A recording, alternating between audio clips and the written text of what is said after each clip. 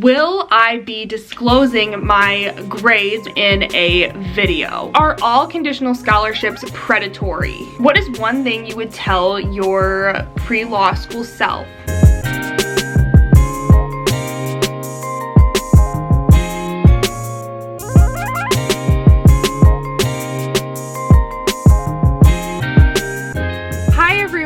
Welcome back to my channel. My name is Madison. It is nice to meet you. Welcome to another episode of vLAWgmas, where I upload every day at 8 a.m. until December 25th, Christmas. So I hope you guys are enjoying Vlogmas so far. I'm gonna get a little sentimental at the beginning of this video, but first, hi, you should totally subscribe to my channel. I'm running a giveaway right now on these lovely items right here. If you would like to win, all you have to do is 1, subscribe to my channel, 2, follow me on Instagram. My username is madison.rector. And 3, comment on this photo right here, any Christmassy emoji or just anything Christmassy in general. So I'd like to have a theme for these day in the life vlogs. I hope you guys are enjoying them. I'm really trying to keep the content as interesting as possible. So today we are going to be doing a Q&A. I asked you a couple of days ago on the community tab what questions you have for me, and I got about 20 questions. I like doing these every couple of months or so because I do get some new subscribers, so I like just having a one-stop shop. Here are answers to all of the frequently asked questions, plus you all ask really good questions that I probably would have asked to somebody in law school before law school, or just, you know, you ask good questions. Anyways, first, I'm obviously at Starbucks this morning. Today is the last day I'm getting Starbucks because I ran out of my gift card, so I have no excuse to be here tomorrow. I got an iced Americano with almond milk because I wanted something very strong today. I'm having this dilemma right now. Okay, here's my dilemma. First things first, I'm having so much fun filming these Vlogmas videos. It is truly the highlight of my December. I enjoy every single part of the process. I love filming. I love talking to the camera. I don't know why, I think it's crazy, but since there's a whole community of people on YouTube who do just that, I don't think it's that crazy. I love editing. I love after I upload and I go and I check the comments and I comment back to you. I feel as if I know so many of you through your comments, and they don't go unnoticed, and I say this so much, but thank you so much for following me this month. For some of you, it's your daily ritual to watch my videos when you wake up or while you're drinking your coffee or whatever, and that to me is so cool, and I'm very thankful for that. So just to preface with that. Secondly, I want to make Vlogmas a little more fun for me, and I think I've decided what I'm going to do. So I love editing, so I think I've decided that I'm going to upgrade my editing software as a Christmas gift to myself. So I haven't really talked, and I will talk about this more in my YouTube video. There's this lady just like straight up looking at me in the car next to me. Now that I have ads on my videos and I am making a bit of income from YouTube, I am really trying to put a lot of that back into YouTube. So doing a giveaway, I'm trying to do things, think of ways I can use that YouTube money to kind of grow my brand rather than just use it for my coffee fund, because that's kind of what I did for the first couple months I was monetized, I'm not gonna lie. A Christmas present to myself, and B, a way to make filming videos so much more fun. I think I'm gonna splurge on Final Cut Pro. I don't know how much it is. I think it's around $200 if you have a student discount. I've wanted Final Cut Pro for years on years. You have to remember, I've been making videos since I was 12. I have them all privated on a various assortment of channels, but I've always loved YouTube. I have this really nice camera that I enjoy, and I am just thinking of other ways I can step up my content. And since I love editing so much, I might buy Final Cut Pro. And that might be an impulse thing that I do today. I was debating A, buying an espresso machine for Christmas for myself, or B, buying Final Cut Pro. In terms of my YouTube channel, I think Final Cut would be the better choice, so who knows? I might impulsively buy Final Cut Pro today. If you are a new YouTuber and you are using iMovie, iMovie is great, and I've edited all my videos on iMovie. I love it. There's only so much you can do with iMovie. iMovie, you hit a wall, and I'm trying to be more creative. I want to make graphics. I want to have more things that are personal to me and not just the templates that iMovie gives you for text and all that stuff. I think I've hit the ceiling for how much I can squeeze out of iMovie in terms of being creative. So I'm talking to the camera, and that's convincing me more and more that I need to purchase it. I think I'm gonna buy it when I get home. So it's a while later. I actually bought Final Cut Pro, but here's the thing. If you're thinking about getting Final Cut Pro, it's normally $299, which is insane, but you can get it with a student discount, and you can get it for $1.99, and you get a bundle of 5 programs. So I did that, and because I got the student discount, I have to wait a day for them to like verify my school email address. I'm pretty sure that's what they're doing, and then they send me a redemption code so I can download it. I'm really upset because I wanted to play with it today, but I'm really happy I bought this. I was thinking about it, and I'm gonna have all of break to figure out my style and play around with this software.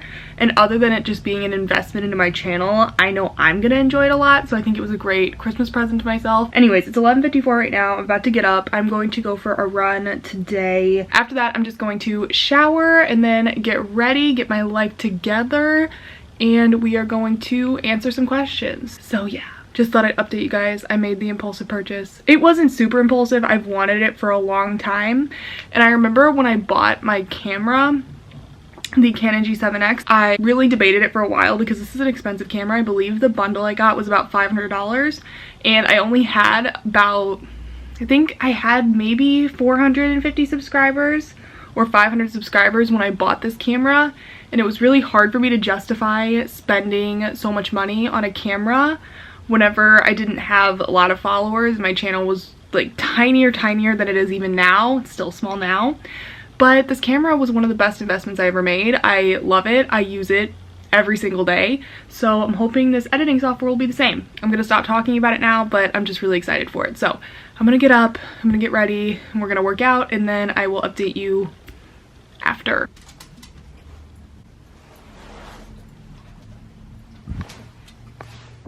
Alright guys, I'm currently on my phone, so sorry if it's difficult to hear me. I just finished my warm-up. I did just over 2 miles for my warm-up. Now I'm about to start my hill workout, so I think since my warm-up was 2 miles, I'm gonna do like 4, maybe 5 hills. So I really push it on the uphill, and then I jog slowly on the downhill, and once I get to the bottom, I start again. So do like 4 or 5 of those, and I will update you after. Whew, I just finished my hills. I did 5, which was better than I thought I would do. In total for my workout, I think I'm at about 3.5 miles right now. So I think I'm gonna even it out to an even 4, and then take it in for the day. I am watching Survivor. This is an ad. I am drinking my leftover coffee from yesterday because I didn't finish it, and I am finally making something to eat. I am so hungry. It's 2 o'clock and I haven't eaten today. I'm making some protein pancakes right here. I use this pancake mix. I love it. I talk about it all the time. I'm gonna eat the leftover batter in here. That's why I haven't washed this out yet. And then I just add a scoop of protein. And then in a minute, I'm going to add a couple of eggs with a little bit of cheese. And we're gonna have a great, I mean, 2 p.m. can still be brunch time, right? But while the pancakes are cooking, because they take forever to cook, right? Right, sister? I'm going to empty the dishwasher. If you don't have a snack, grab one. I probably should have eaten a snack before doing this because we are going to be here for a minute. I'm doing the Q&A right now. I got asked a lot of really good questions. I'm just gonna go through all the questions. I'm gonna give you my honest, genuine thoughts. I have looked over the questions, but I haven't really thought out a specific answer to all of them, so this is gonna be very off the cuff, if you will. This question was on a video, but I wanted to address it because it's kind of juicy. Will I be disclosing my grades once I receive them in a video? I have decided I'm going to do a video where I react to my fall semester grades. I just think it would be fun. Either way, there will be tears. If I got all A's, it'll be tears. If I did horribly, there will be tears. It will be an interesting video, but I haven't decided how much of my grades I want to disclose. I definitely don't think I'm going to be giving you exact numbers for my grades just because I don't feel comfortable doing that. But you will have an idea of how I did, especially because I want to talk about how my grades impact how I tackle next semester. So obviously if my grades are lower, I'm going to be changing up my strategy, and if my grades are where I want them to be, then I will be implementing the same strategies as I did this past semester. So that's really what's important, is how we move forward from getting my grades. But yes, there will be a video of me opening my grades and reacting to them. I just don't know how much I'm going to share, because I don't want to put everything out there, you know, but I do want to share enough so you feel like you're in the loop. So I'm still kind of figuring out how I'm going to do that, but yes, you will not be completely in the dark, but I'm not going to disclose everything because I don't feel comfortable doing that. All right, this one got a lot of thumbs up. Do all of your classmates have cars? How public transit friendly is St. Louis? Also, is there a downtown area? Yes, so all of these questions are really good questions. I think most of my classmates do have cars. However, St. Louis is a navigable city. If you do not have a car, you will be able to survive, especially if you are next to the law school. And really, everything you need is by the law school. WashU is in such a good location. You're central to everything. There are plenty of restaurants, there are plenty of apartment complexes, there are plenty of grocery stores. You have Forest Park, so great recreational area. So it is very central to everything. So I don't think a car is necessary, but I would say that the majority of my classmates that I've talked to do have cars. A lot of them just because they moved here from out of state, so they like packed up their car and just brought it here. But I remember my roommate in college and a lot of my friends in college did not have cars, and that was only 10 minutes away from WashU, and they were able to navigate without having a car during college. Yes, there is a downtown of St. Louis. WashU is about, I would say, 15 minutes out from downtown St. Louis.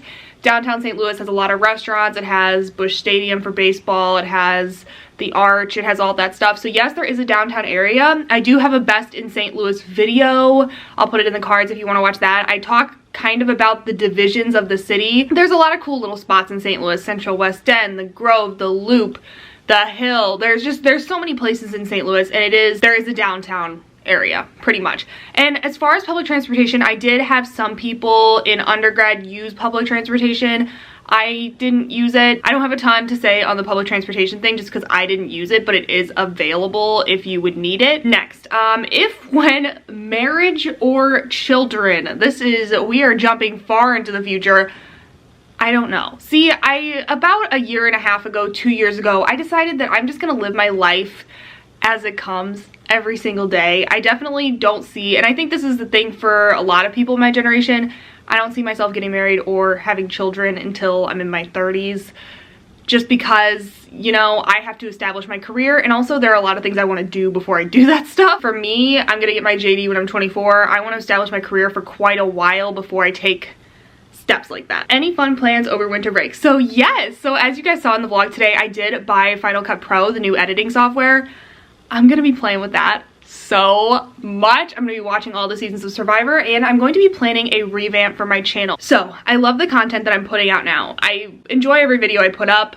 I've had about 5 Vlogmas videos that I've deleted before I publish them just because I don't like them. So I only put up content that I like. After Vlogmas, I will be taking 2 weeks off, and during that time, I'm going to be grinding, figuring out how I want to revamp my channel and come back bigger and better in 2021 and come up with a bunch of cool creative content ideas that are informative as well as entertaining. Will you be doing anything special to prepare for your classes next semester, or are you just going to be hanging out and enjoying some peace and quiet? Definitely the latter, hanging out, enjoying some peace and quiet. I really don't want to plan for next semester until I get my grades. Like I said before, if my grades are significantly lower than I wanted them to be, I'm gonna change up my strategy and think of what I can do.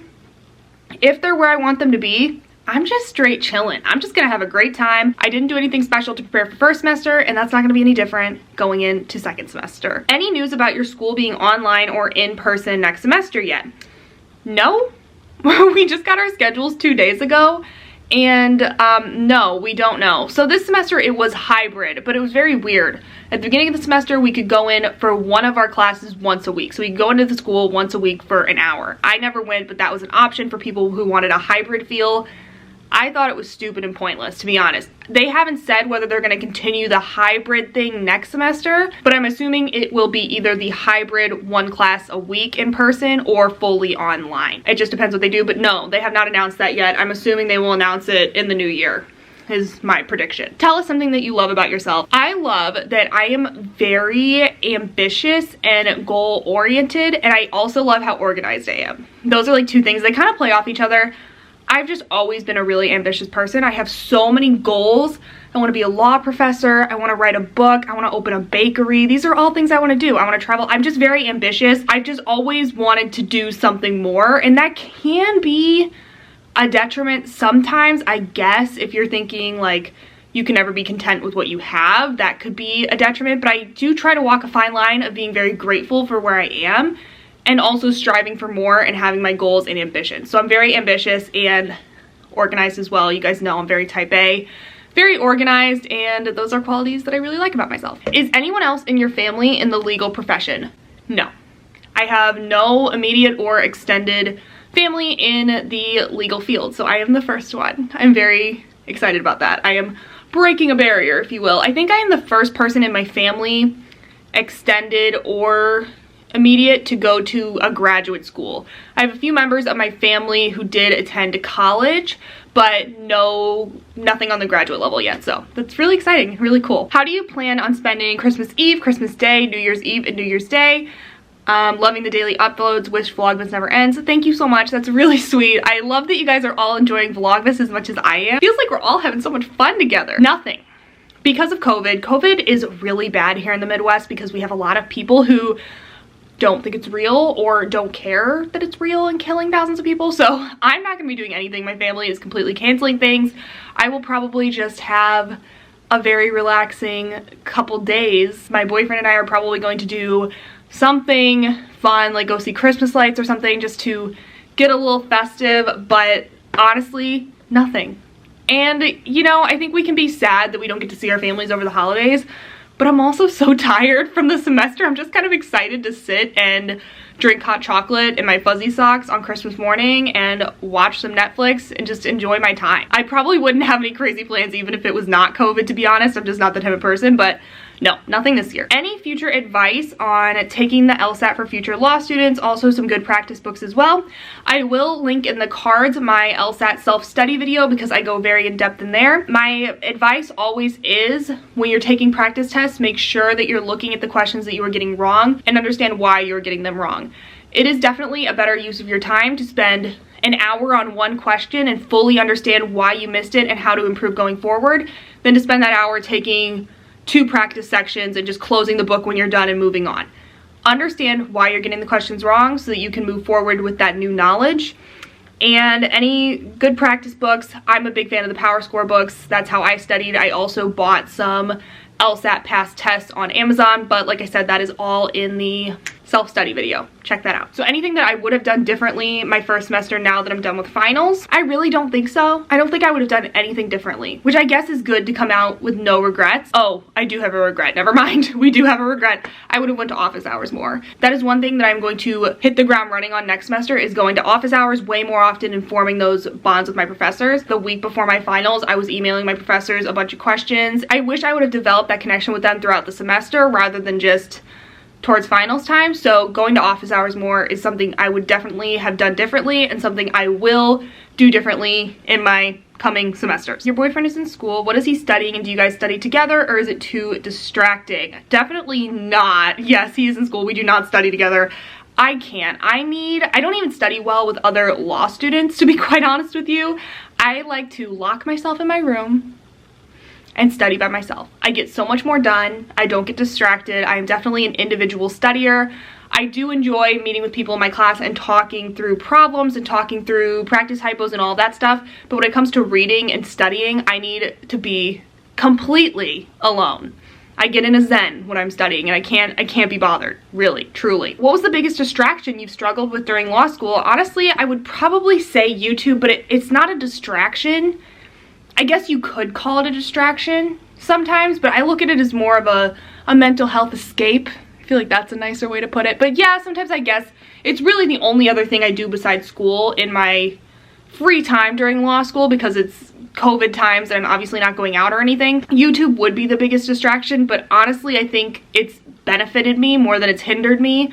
A, because I get so much good advice from students that are older than me who comment on my videos, which means so much to me. B, it gives me a mental health break, and C, it's something I really enjoy doing, so that kind of goes into B. B and C are kind of together. It does. It's something I really enjoy doing. So I guess it could be a distraction, but I look at it more as a really nice hobby that can kind of get me out of my head because it's really hard to do when you're in law school. What is one thing you would tell your pre-law school self? This is interesting because when I initially saw this question, I thought there were so many things that I would tell my pre-law school self. I think I would tell myself it's not all a doomsday. It's not doomsday, really. It's truly not. I think I read a lot of posts before law school, but from law students saying it's the worst, it's so much work, you can never breathe, you're just always going to be so tired and kiss your family and friends goodbye, you can never talk to them. And while I agree with the sentiment, it's one of the more challenging things I've done in my short 22 years on this earth. It's not that hard. Like, it's really not that hard if you have good time management. And I've said this so much, but don't worry about it. That's what I would have told myself. Don't worry about it. You will do fine. You made the right decision to come to law school, and it's all gonna pay off. You don't have to have that imposter syndrome of thinking you got a lower LSAT than these people, you shouldn't even be here. You don't need to have that, because you are worthy to be here. That's something I would have told myself. It's not as overwhelming as everyone makes it out to be, and you are a person first and a law student second. Did you like your schedule this past semester, and did you get to choose any part of it? No, didn't get to choose any part of it. I will begin choosing my classes next year. So no, your 1L schedule is just manufactured and given to you. I didn't like having class until 5:30, and I wasn't the biggest fan of property. I've talked about this so much. I just think property, a lot of it that we learned isn't even the current law. It's just ye old common law. So it was really hard for me to get motivated to study when I knew none of it was relevant to today. And also I didn't want to go into property law. I know property's on the bar, but in 3 years, I know I'm not going to remember what I learned in this class anyways. So that was the only part I didn't like about it, even though I did survive. And the timing of my classes, having class till 5 was kind of rough, and I'm really glad I don't have that next semester. Do you think your boyfriend would make a good lawyer / law student? No. No, I'm sorry if you're watching this. No, I don't think he would be a good lawyer or law student because he sucks at arguing. Boom, roasted. If you're watching this, sorry, I just roasted you publicly on the internet, but hope you forgive me.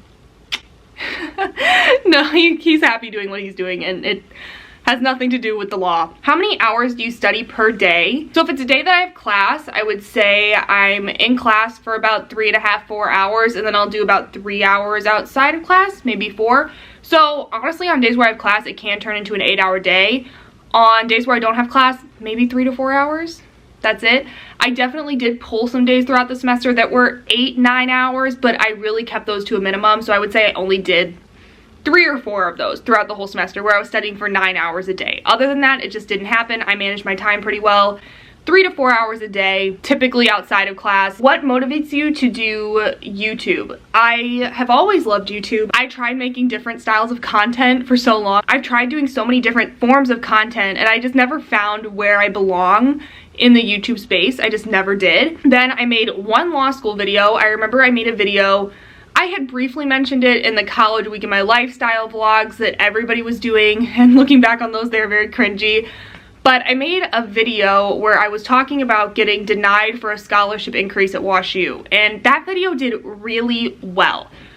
And it was such a poorly made video shot on my phone in my closet, and I was thinking, maybe law school content could be my new niche. And after that, I kind of just rolled with it, and I feel like I have such a good place in this space on YouTube. I love the community here on YouTube, the legal space, and so I'm just motivated by A, my love for YouTube as a platform, B, the fact that I have helped people and they have told me that my videos make an impact. People have told me they apply to WashU because of my videos, that my videos inspire them and motivate them. So that's also just a really cool side effect to me putting out videos that I love to make. Kind of my motivation, but I could talk about YouTube all day, as I always say. I really could. What will you say to a future law student in a sentence? Pretty much the same thing. Don't worry, you will be fine. It's not the hardest thing in the world. Trust me, you're gonna be good. Are all conditional scholarships predatory? I wanted to answer this question because I've talked out against conditional scholarships a lot. And the short answer is no. Not all conditional scholarships are predatory. Here's a brief breakdown of a conditional scholarship. You need to maintain this GPA for this scholarship. Say they put it at a 3.0, okay? Say the school's average is a B, okay? A 3.0. I don't know if any school's medians are that low. WashU's is a B+, an 87%, I think. But say the school's median is a 3.0. They say you need to maintain a 3.0 in order to continue receiving your scholarship, okay? So that might not seem that hard. I had a 3.9 in undergrad. Like, that's gonna be so easy. But some predatory schools will divide people by sections.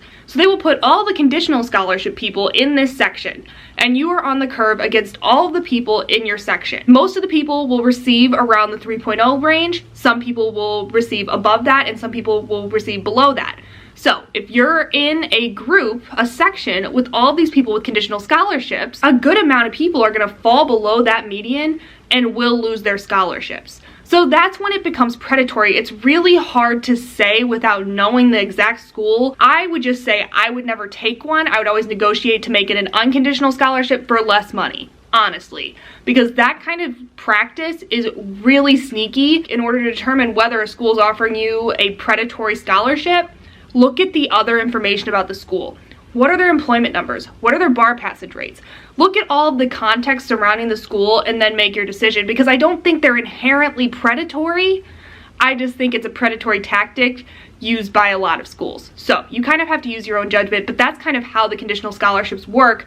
They lure you in, you think you can maintain that GPA, they put you all in one basket, and then people are bound to lose the scholarships. But I would never risk that, so that's why I am very against a conditional scholarship. What are your top 5 biggest pet peeves? I don't even know if I can think of 5. I would say my number 1 that I can think of right now, people who talk just because they like to hear themselves talking. You guys all know somebody like this.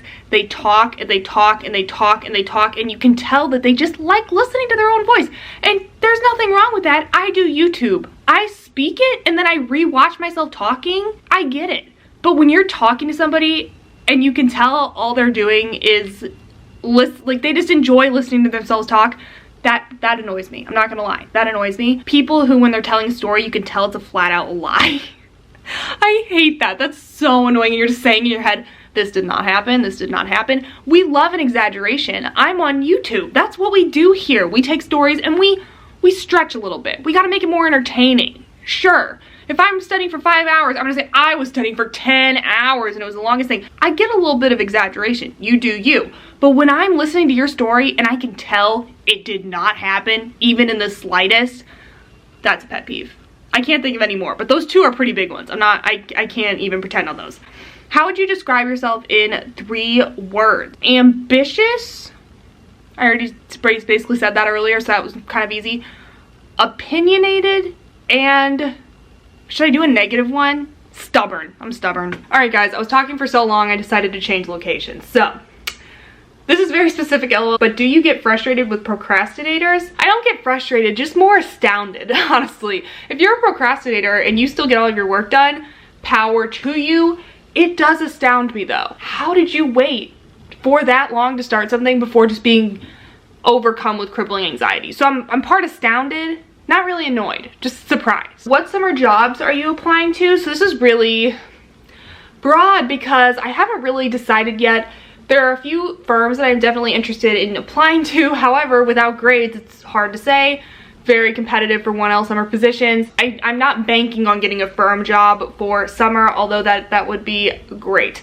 Clerking for a judge would be the next thing of ideal.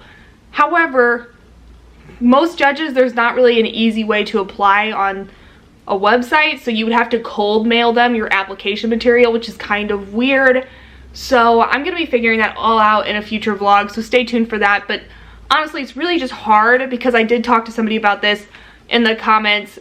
A lot of firms won't even look at your application materials until grades are in, but I've been told by the career advisor at my school to submit them early around this time and then update them when we get our grades, so it shows that I have continued interest in the firm. So that is probably what I will do, but it's just all up in the air until I know what my grades are, till we know what we are working with. What is your zodiac sign? I actually think I said this wrong in my Get Ready With Me video. I recently did another test on some website, and I am a Leo sun, a Leo moon, and a Virgo rising.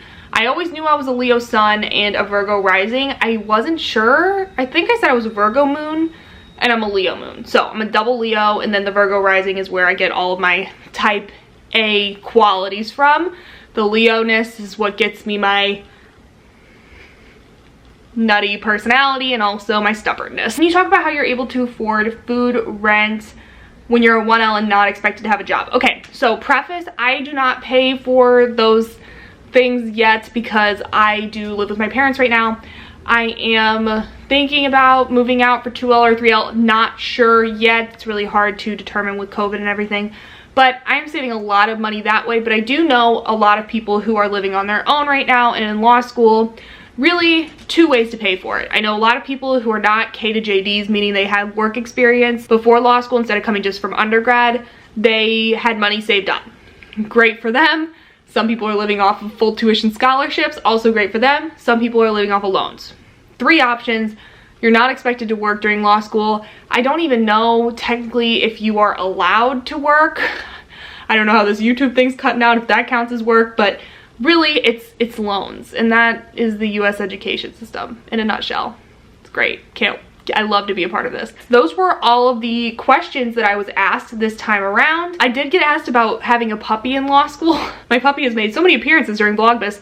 It's a family dog, so I don't really take care of her. I babysit her a lot, but I'm not the only one responsible for her, so yeah, I don't really have a ton to say about that. I don't think if I moved out, could have a dog. I really just don't. It's just so much work.